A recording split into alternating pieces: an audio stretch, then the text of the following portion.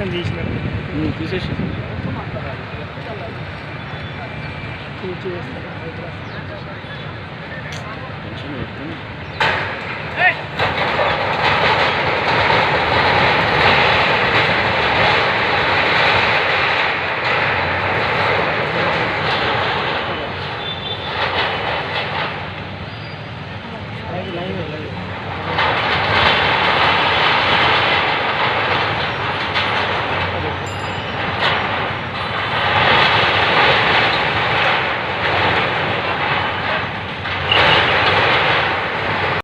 Contour survey ఇప్పుడు చేయలేకపోయారు. ఎందుకని అక్కడ బిల్డింగ్ కూలగొట్టారు ఎఫ్టీఎల్ అని చెప్పి వాళ్ళు గవర్నమెంట్ ఉందని చేయలేకపోయారు. దీని మీద స్టేటస్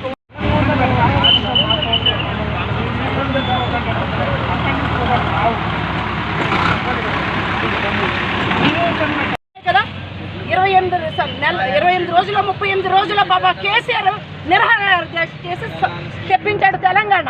ఈయన ఊరికనే వచ్చి ఎక్కిపోయి గద్దె ఎక్కిపోయి కూలగొట్టడానికి మాలాంటి వాళ్ళవి నిజంగా మేము అన్యాయంగా కట్టలేదే. డబ్బులు ఇచ్చి కొనుక్కొని కట్టుకున్నది, లంచాలు తీసుకోలే, మేము కట్టుకున్నాం డబ్బులు ఇచ్చి. అందుకేనా ఈయన ఎన్నుకున్నాము.